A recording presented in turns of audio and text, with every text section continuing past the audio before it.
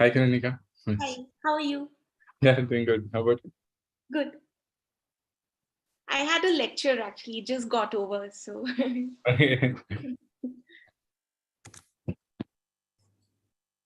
My stream got it. Are you Gaurav? Share screen. So What's something going is on wrong. here? Gaurav, Kaneenika was asking something. Yeah, hi Kaneenika. I'm just trying to set up the Yeah, live sure. streaming. Please go ahead. I think something has gone wrong. Let me check.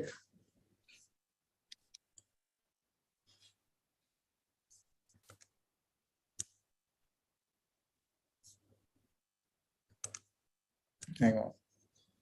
It says we are live. Yeah, but where is it going? I mean,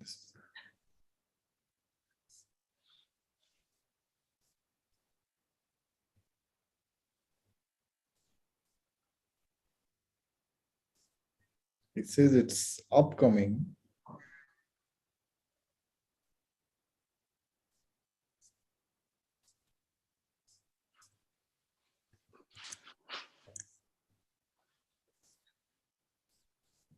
Hang on.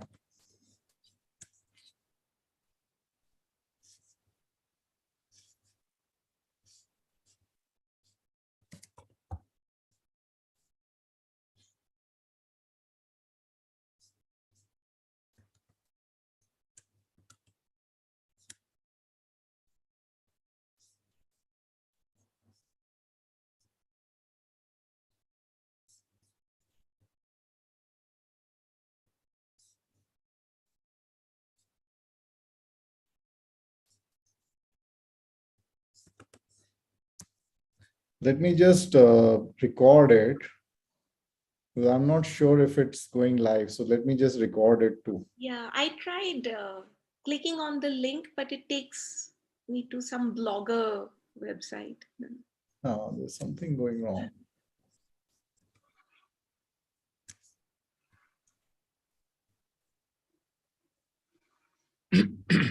Okay, let me press record and then you can start and then let me see what happens. Sure. Okay. Good evening, everyone. So we are very pleased to announce our speaker for this as well as the next talk. It will be Professor Kaneenika Sinha from IISER Pune.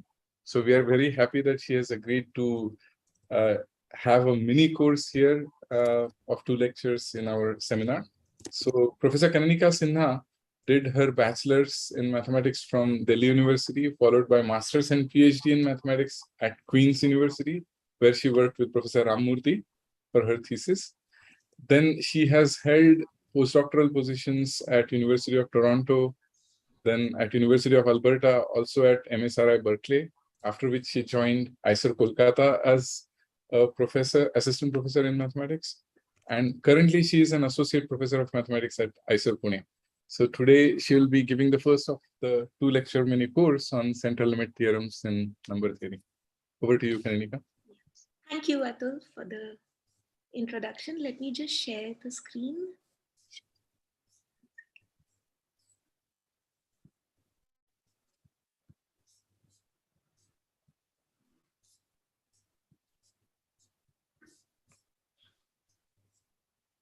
Can you see the screen? Yes. Okay.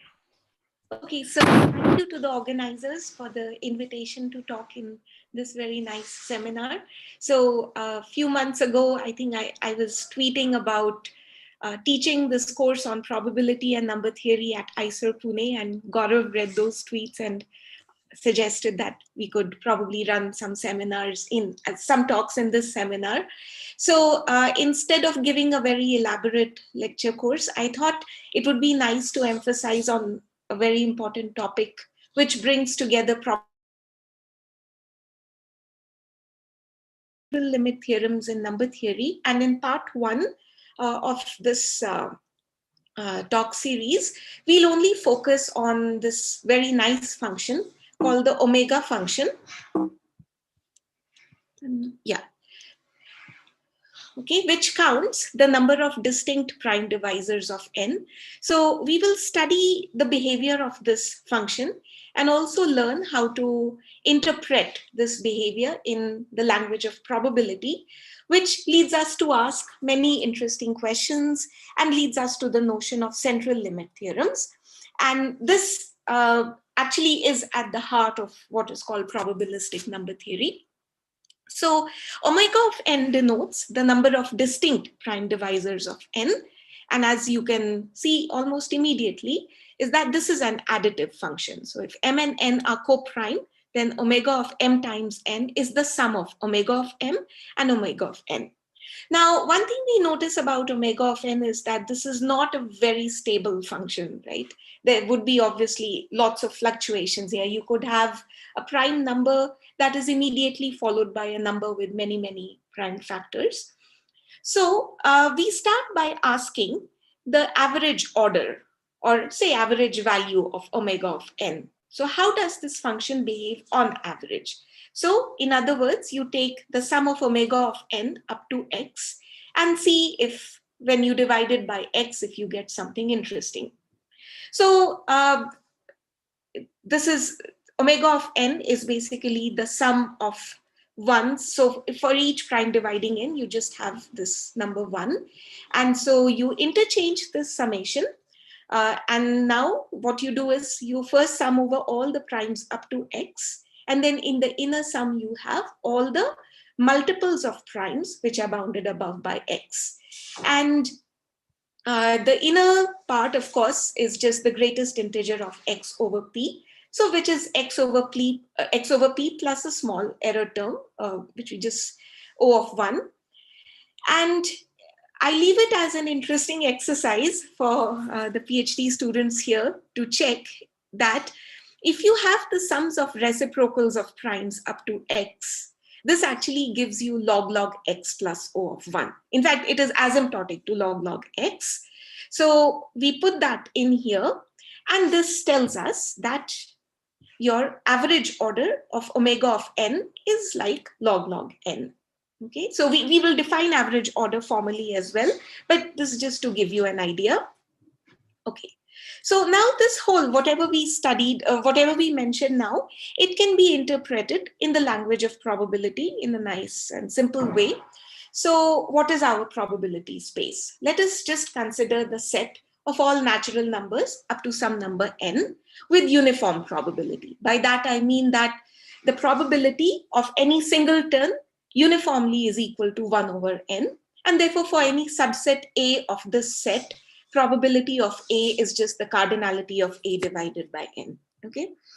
Now, on this space, let us define a random variable f. Okay, so in other words, you are interpreting an arithmetic function as a random variable on a certain probability space. That's basically what is going on.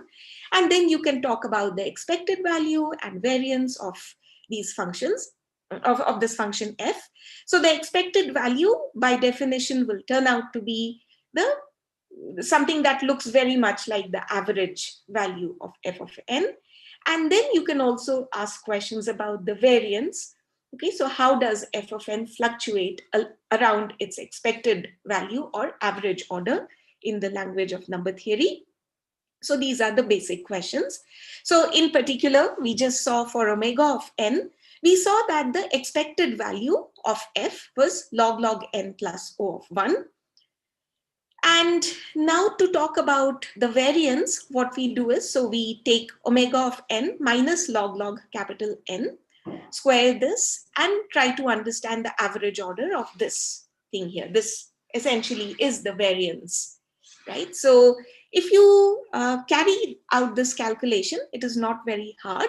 So you just open up your brackets, and now you've got, you've reduced it into studying second moments of omega of n.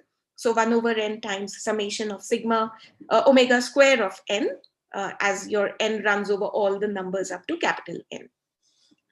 And then you also have just the average order of omega of n, which we've already seen. So basically, we have to evaluate the second moment, so the first term here. And this, of course, also leads us to ask questions about higher power moments of omega of n minus log n. Okay. So this, again, I think graduate students will really enjoy doing this calculation. So you've got omega square of little n. So you write it as a double sum, not a double sum, sorry, product of two sums. So sum over all the, basically, the number of prime divisors of n.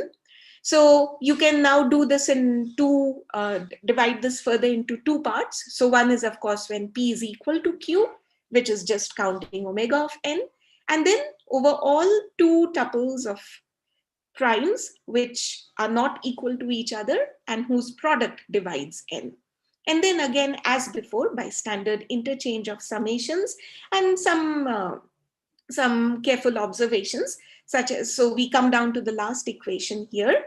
And notice now, so this term here, we pretty much understand all the terms. This is the interesting part here. So you have sum of 1 over pq. So again, you can add back, you can add summation 1 over p square to it and subtract summation 1 over p square. So what you end up now getting is that you've got the square of the sums of reciprocals of prime. And from that, you are taking away the sums of the squares of reciprocals of primes. And once you apply what your knowledge about these sums, you end up getting that this is log n whole square plus an error term which is smaller. And therefore, this gives us an upper bound for the variance of omega of n around its expected value. Okay, so now the question is, so as you know, in probability, when you study the variance of a function, of a random variable, what you're actually trying to measure is how usual is it for your random variable to take a certain value, right? So before I go ahead, this, whatever we did just now, can also be modified to just replace your capital N by little n. Okay, it will give you the same estimate on the right hand side. Okay, so how omega of n deviates around log n is also a theorem of Hardy and Ramanujan, which is very much related to this inequality that we just showed. We are going to discuss that for the next few minutes.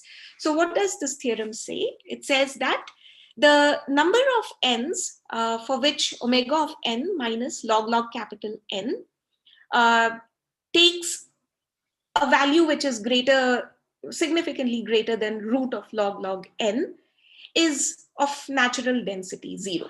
Okay, it's little o of n. And Hardy and Ramanujan proved this theorem in 1917 with using a different method. It was actually Turan in 1934 who was able to show a proof of this theorem using the approach of the inequality that we just saw. So in fact, it's a one-line proof. Most of the work goes into showing that inequality for the second moments that we just saw. So suppose this is not true. Okay, suppose this thing is not little o of n. What that means is that for any positive delta, so we are assuming that there are at least delta times n positive integers up to capital N, such that this left-hand side is greater than the right-hand side. So now if you square these for these many positive integers and sum them up, what you end up getting is that the sum of the squares of these quantities has to be at least delta times n times the square of log n raised to the half plus epsilon, which is log n raised to the 1 plus 2 epsilon. But this contradicts what we showed in the previous slide. We showed that this left-hand side is O of n log n. Okay, so we reach a contradiction, and this gives another proof of Hardy-Ramanujan theorem. And this approach to proving the Hardy-Ramanujan theorem is sort of the birth of probabilistic number theory. So let me just define two important notions formally. One is the average order, and the other is what is called the normal order of an arithmetic function. So recall that an arithmetic function f is said to have average order g if its average value is asymptotic to g of n as n goes to infinity. Okay. And in other words, there are different ways of stating the same thing. So the difference between 1 over n times the sum and g of capital N would be less than epsilon times absolute g of n for sufficiently large n. And when we try to obtain variants of these equations for individual values is when we go towards the notion of a normal order of an arithmetic function. So how do f of n and g of n compare individually? We just saw that omega of n has average order log n. Usually, how far away is omega of n from log n? Hari-Ramanujan theorem tells us that it's unusual for it to be very far away from log n.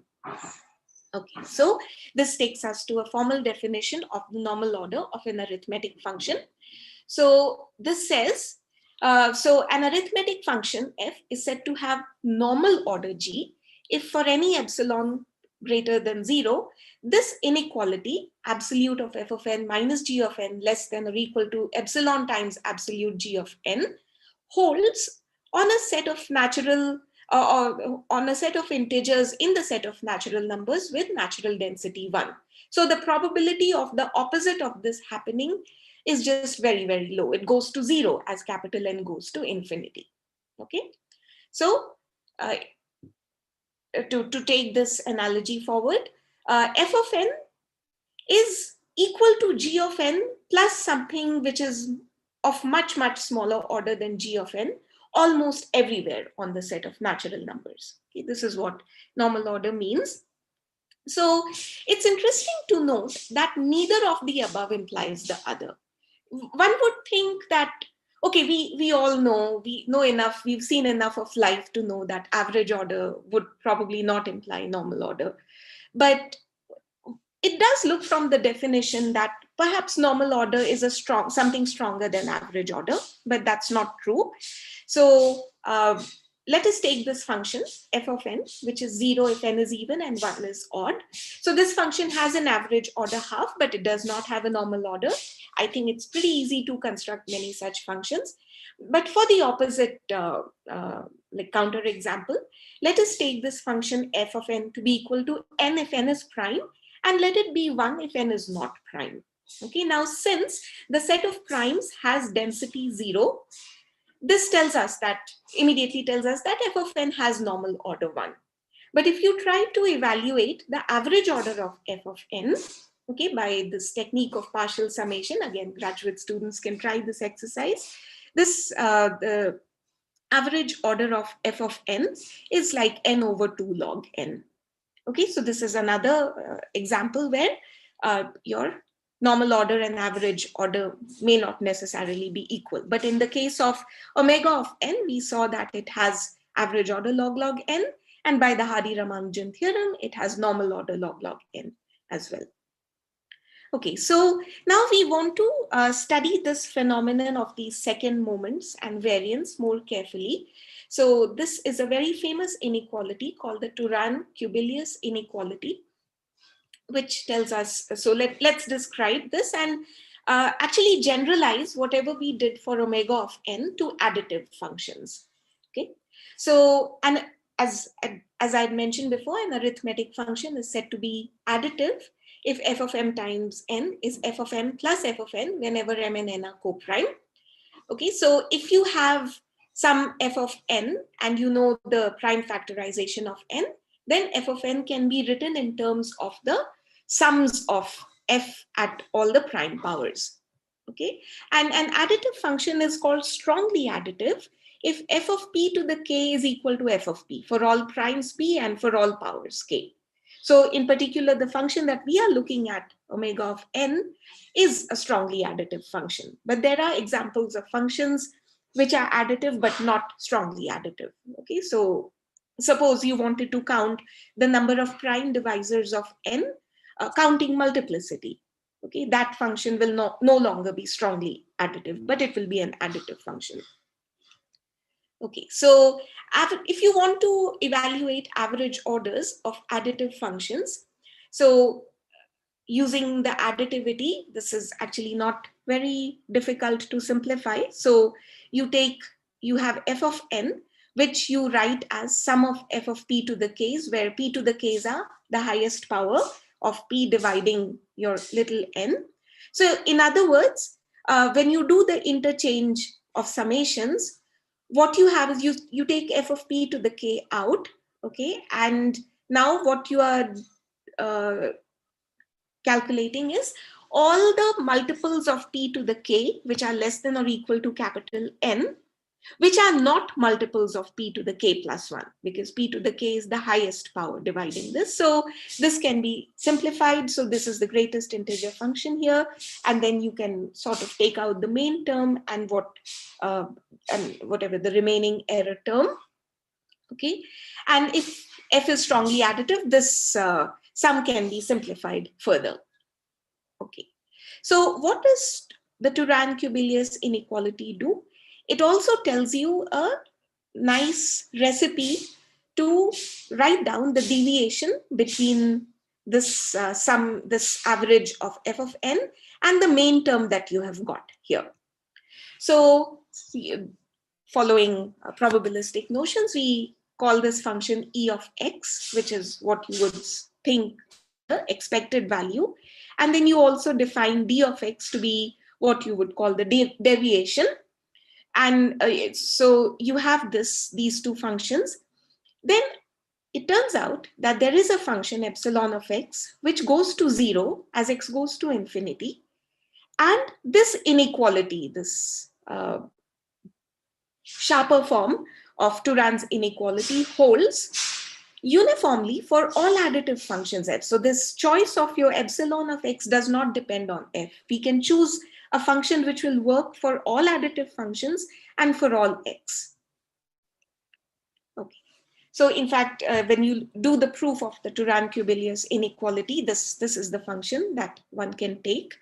And it turns out to be very, very well behaved. Okay. And another important relation of the Turan-Kubilius inequality with the study of normal order of a function is that if your d of x is little o of e of x as x goes to infinity, then the additive function will have normal order e of n. So in the case of omega of n, this is satisfied. We've done this already, but using the Turan-Kubilius machinery, if we look at it again, we notice quickly that our d of x is in fact to the order of the square root of e of x. So it's obviously little o of e of x. And so omega of n has normal order log n. And the weaker form of this inequality was quite easy to show. We showed that in the first few slides. But what the Turan-Kubilius inequality does is that it provides an implied constant in the above estimate. Okay, that it makes it sharper. Okay, another advantage of this more refined inequality is a stronger version of the Hardy-Ramanujan theorem, which is what they had proved actually. So we had already stated the Hardy-Ramanujan theorem. Now a stronger version of this is, suppose you have any function of n which goes to infinity, as n goes to infinity, then the number of little n's up to capital N such that your omega of n deviates away from log capital N to an order greater than psi of n times square root of log n is bounded above by n over psi of n whole square. Okay, so the previous form of Hardy-Ramanujan theorem was just this theorem for psi of n equal to log n raised to the epsilon. Okay, so with this, what is the advantage? So we apply this inequality and we observe the following. Okay, so again, this stronger version of the Hardy-Ramanujan theorem follows from the Turan-Kubilius inequality. So you are trying to measure how often the left-hand side is greater than the right-hand side. Now, if the left-hand side is greater than the right-hand side, then the left-hand side over the right-hand side is greater than 1. So if you, so you write basically this counting in terms of a sum, and then you just say that this is less than or equal to the corresponding sums over n, okay? And the terms in the sum are just the square of the left-hand side over the square of the right-hand side, because these are greater. Each of them is greater than or equal to 1. Okay, and then we apply the Turan-Kubelius inequality to this part here, and we end up getting that this is less than 1 over psi of n whole square.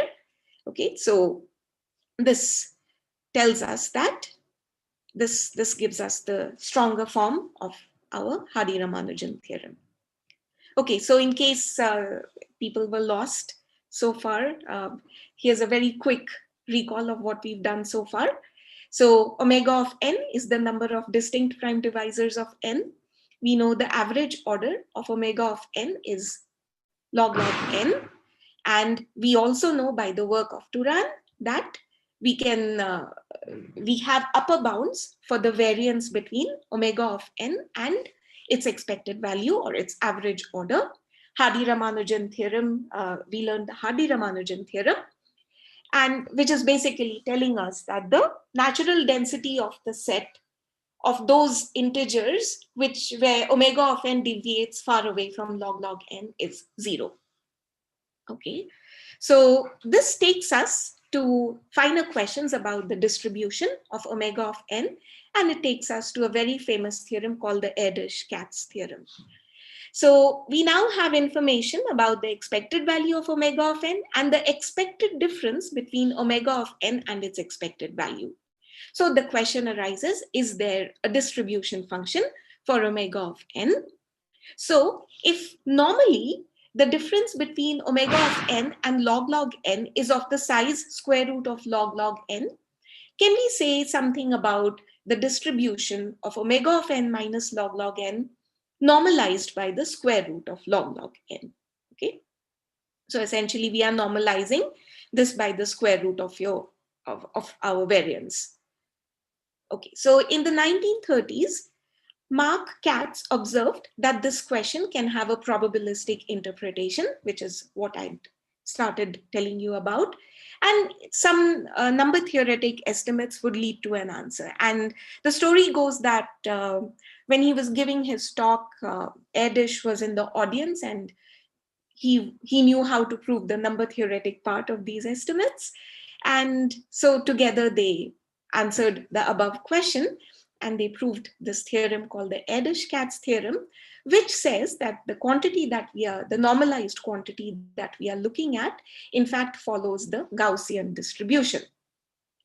So their proof, so as we have all studied in statistics that the Gaussian distribution also shows up in the context of central limit theorems. So the proof of Erdős and Katz was based on the central limit theorem and Brunn's sieve. And there are various ways of proving this theorem. So this theorem was proved in 1940. And in 1955, Halberstam proved this theorem using the method of moments. In the case of Gaussian distribution, if you can show that the moments converge to the Gaussian moments, that is enough to show that the set that you are looking at follows the Gaussian distribution. Okay, so this is very interesting. The method of moments helps us to just reduce problems about distribution to very explicit calculations about our functions. So we already saw in the case when k equal to 2, we were able to do very explicit calculations to show this. And so the question is, what do we do for higher powers? Okay, so let me just give you a heuristic argument for the Erdős-Katz theorem before we do a proof of this. So as I had mentioned before, we can talk about now the set of all natural numbers up to x, okay, and equip this space with the uniform probability. And for each prime less than or equal to x, define the following random variable. Define g sub p to be equal to 1 if P, G sub P of n to be equal to 1 if P divides n and 0 otherwise. Okay, so you would think that, we don't know this explicitly, but it does appear that G sub P and G sub Q behave like mutually independent random variables. Okay, so, but we don't know whether, we don't actually know this. So what we do is we actually try to compare this model with a similar model of random variables which take similar values and are in fact known to be mutually independent. That is the whole idea behind the proof of the Erdős-Katz theorem. But before that, let's, as we have already seen while trying to understand the average order of omega of n, just for a fixed prime p, if you want to study the expected value of G sub p, okay, so this is 1 over x times the sum of all, the number of all those n's up to x, which are multiples of p. So this is 1 over x times the greatest integer of x over p, which is like 1 over p plus an error term. Okay, and the variance of G sub p is this expression here. And this turns out to be, with a little bit of work, to be equal to 1 over p times 1 minus 1 over p plus an error term.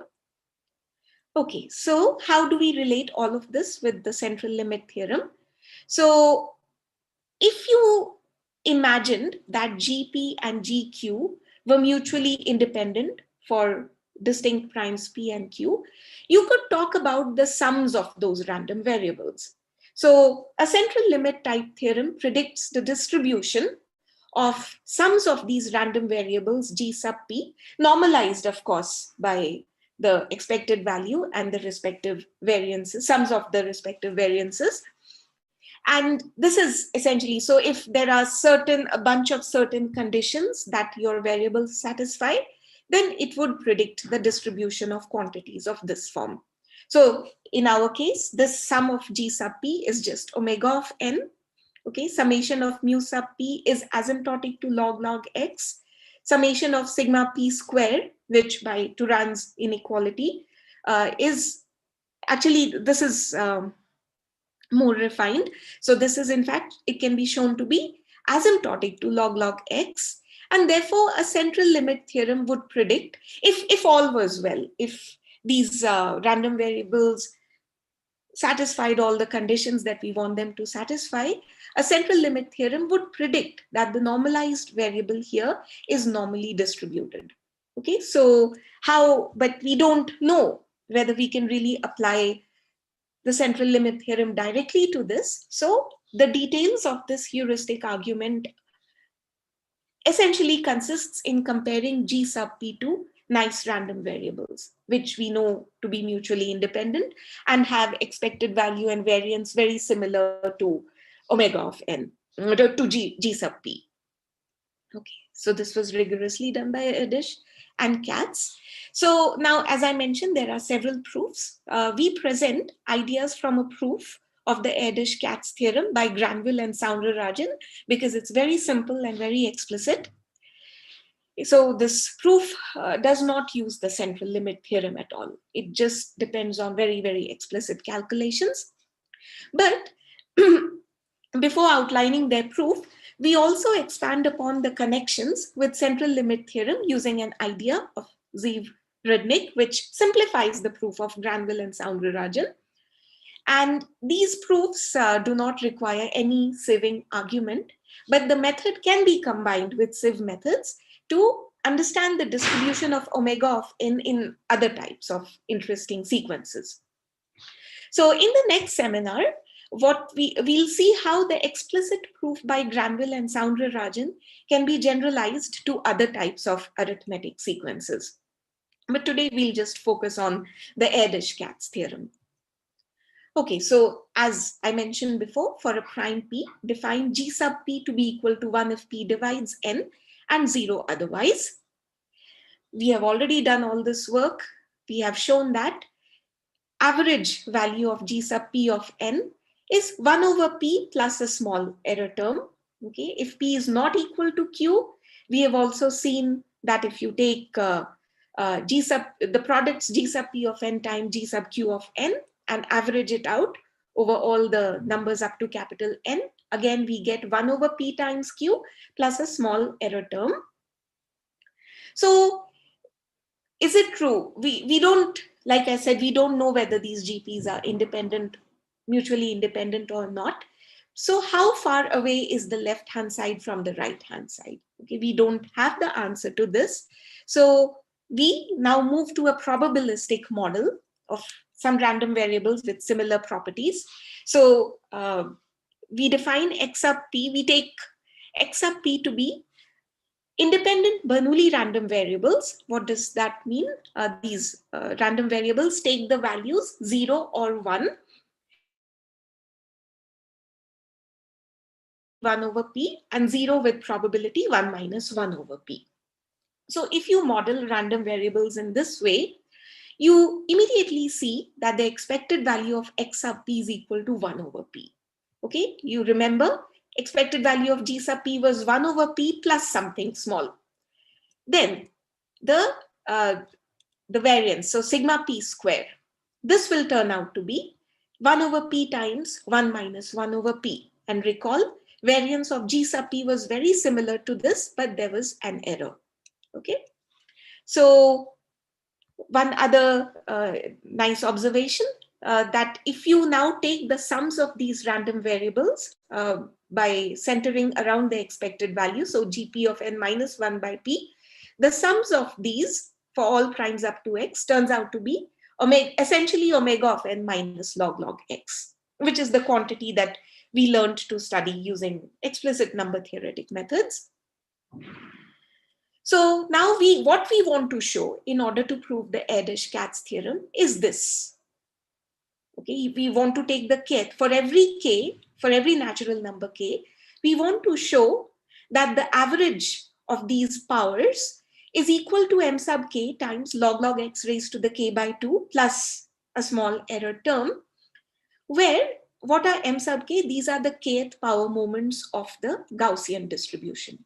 Okay, this is what we want to show. So what we do is we somehow try to relate omega of n minus log x to the Bernoulli random variables x sub p's. So to just make the work look simpler, let us just denote f sub p of n to be equal to gp of n minus 1 over p. And since we will be talking about sums of random variables, so sums of how many variables, we characterize that by y. So let y be some function of x, which also goes to infinity along with x. Okay, so the first thing, so this is the most fundamental observation of Granville and Soundra-Rajan. It is that omega of n minus log x can be written, if you take a suitable y, you can write this difference to be equal to the sum of f sub p of n's, where p runs up to y, okay, plus a remainder, which is uniform for all the n, and it goes to infinity in a suitably controlled manner. Okay, why should this kind of an expression help us? So now we see how to go from omega of n to sums of the random variables x sub p. Because to questions about moments of the sums of x sub p's, we can immediately apply central limit theorems. So all the work goes in going from omega of n to these xp's. So because of this this equation that we just mentioned, we are able to write the kth power moments of omega of n minus log x as the kth power moments of sums of these heuristically independent random variables f sub p of n plus a remainder error term. And now we can just apply one could actually just apply our binomial theorem to further simplify this expression. There is some tedious calculations that go in there, but not very difficult. But we are able to separate out the kth power of sums of f sub p of n, and whatever part comes from smaller powers, it all gets transferred into an error term. Then if taking the same y that I mentioned, you can actually write your sums of these kth powers of sums of f sub p of n in terms of the kth power moments of the sums of these Bernoulli random variables minus 1 over p. Okay, so this is again the part where some tedious calculations happen, but not very difficult. But now you see how we went from omega of n to f sub p of n, and from there to Bernoulli random variables. And by the Lindbergh-Feller central limit theorem. So basically it is Lindbergh-Feller central limit theorem is a central limit theorem which gives you certain sufficient conditions for your random variables which will ensure the Gaussian distribution. So our x sub p satisfy those conditions, and we end up getting that their kth power moments are the Gaussian moments, and therefore our kth power moments of omega of n minus log x to the k is equal to mk times log y raised to the k by 2. This is the main term, plus a bunch of error terms, which you pick up in the journey from omega of n to x sub p. So then finally what we have to do is we have to choose our y in such a way that each of the above error terms is very suitably tiny, and your main log y must be asymptotic to log x. Okay, and once you are able to choose such a y, you will end up getting your central limit theorem. Okay, not the central limit theorem, the Erdős-Katz theorem using the central limit theorem. Now, in the remaining portion of this talk, we'll discuss how to actually bypass the central limit theorem. So this is the proof of Granville and Soundararajan. So again, we've got these variables, f sub p of n, these functions. So it takes the value 1 minus 1 over p if p divides n, and it takes the value minus 1 over p if p does not divide n. So we are asking questions about kth power moments of sums of f sub p of n up to y. Okay. So now what we do is we apply what is called the multinomial theorem. So it's a generalization of the binomial theorem to sums of more than 2 variables. And we have this expression. So it's all very, very explicit. So we reduce this power into sums of terms, each of which we can handle. So here there are several sums. So the sums over all the primes denotes the sum over all s tuples of distinct primes up to y. And the second sum denotes the sum of all s tuples of positive integers such that their sum is exactly equal to k. Okay. So we focus on so now suppose you wanted to find out the average order of this kth power moment of this sum. You can just focus on the average order of the innermost part, just focus there. So we do this, and we are able to write this in terms of a very interesting function, which looks like this. Okay, so depending on what are the powers, okay, for each n, what are the powers, prime powers dividing n, we are able to write this function, okay, in terms of these expressions here. And then there is an error term of the form O of 2 to the s. And this is good. This error term only depends on s. Okay, so essentially this error term only is depending on this k here, nothing else. Okay, now notice the nice thing about this expression is that if alpha sub I were equal to 1 for any I, then immediately you'll end up getting 0.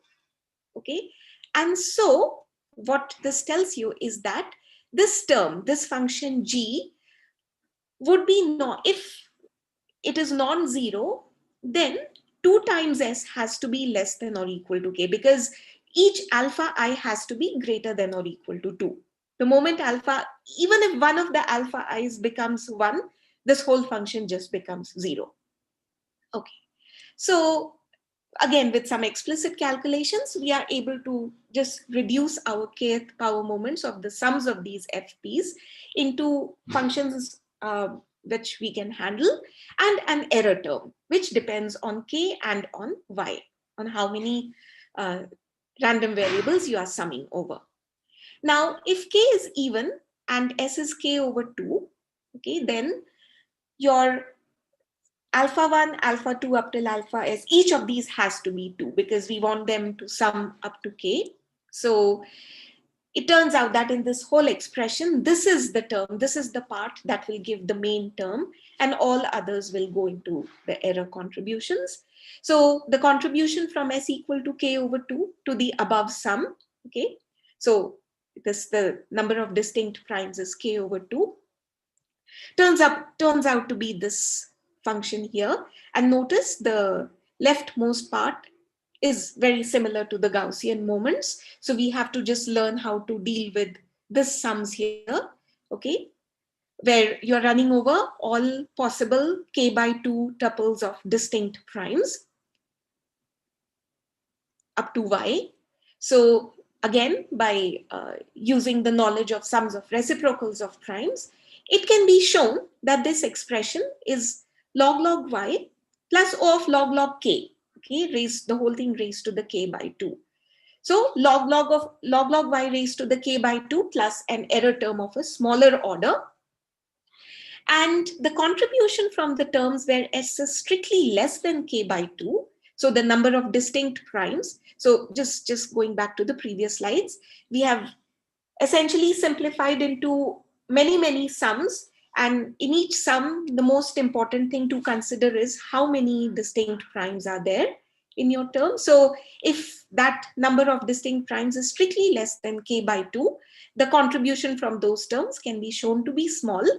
And we are able to derive this explicit calculation, this explicit sum of the kth moment of the sums of these random variables. This turns out to be, so mk's are coming from this k factorial 2 raised to the k by 2 times k by 2 factorial here, and times log y raised to the k by 2. And the remaining things all get absorbed into the error. And this is essentially what we have here. And then you have to just choose an appropriate value of y. And we already had seen before that these kth moments of sums of f sub p are in fact what give us the kth moments of the prime omega function. So the final step is to choose an appropriate y of x. So instead of first going from omega of n to f of p and then f of p to Bernoulli random variables, we jump straight from, so we go from omega of n to f sub p, but then we handle the sums of these f sub p's explicitly. So we used the central limit theorem to predict what could possibly happen, but then we did all the work only using number theory. So this is something now we can use for various other types of arithmetic sequence as well. So some remarks. So the comparison of G sub p with Bernoulli random variables is insightful. It encourages us to do the same with other arithmetic functions of interest to us and obtain or at least predict Erdős-Katz type of theorems for them, if it's possible. But the method of Granville and Soundarajan also shows us how to work explicitly with G sub p. So use xp to predict what could happen, but then go back to G sub p and just work with that. This explicit method has wide-ranging generalizations. In the next lecture, we'll discuss how to adapt these techniques to distribution of other kinds of arithmetic sequences. So some of the sequences or families that we'll talk about are zeta zeros of families of curves over finite fields. We can talk about eigenvalues of Hecke operators acting on space of modular forms. We can also talk about eigenvalues of random regular graphs. Everywhere we can make certain predictions with the help of the central limit theorem, but then go back to very explicit calculations to prove those. So sorry, I finished a little early today, but I hope the audience won't mind. So Thank you very much, Kaneenika, for a very nice talk. Thank you. Any questions for her?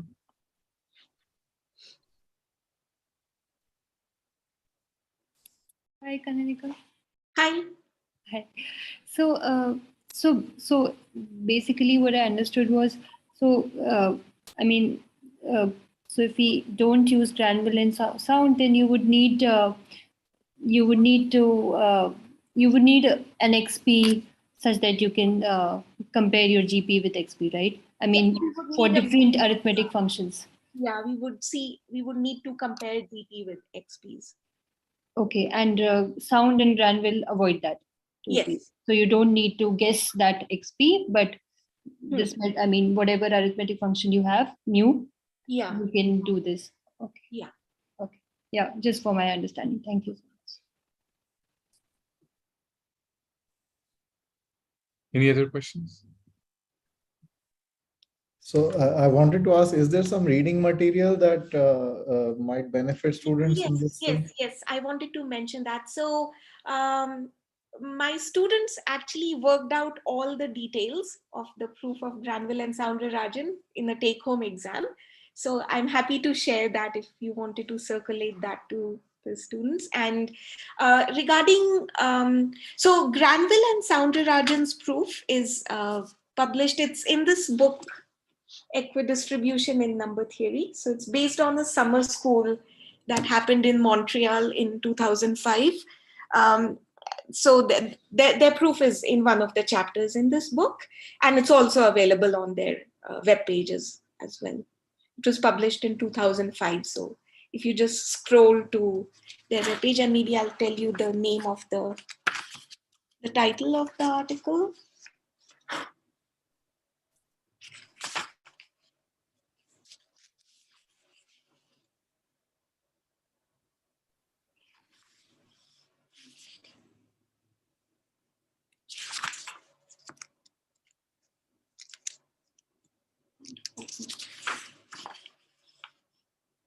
Yeah, distribution of prime numbers. Okay, I can share all the details. I'll just email you.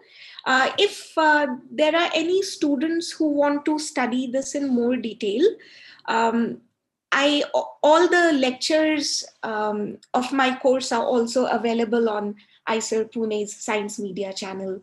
So if anyone wants to go and see all the details in the simplified proof by Rudnick, for example, and then the not the explicit proof that was in the take-home exam, that the lectures are also there. So yeah. So main reference is Granville and Soundarajan's reading material, the article, sorry. So we could in principle put some links and put some downloads on our site, and then everything. So you have an overview right now, and in the next lecture, and then other materials can be placed on our website. Sure. I'll share those with you. Thank you. Fantastic. Yeah. Okay. Let's thank Kaneenika for a very nice talk. Thank you. Thank you for attending. So we'll be meeting again.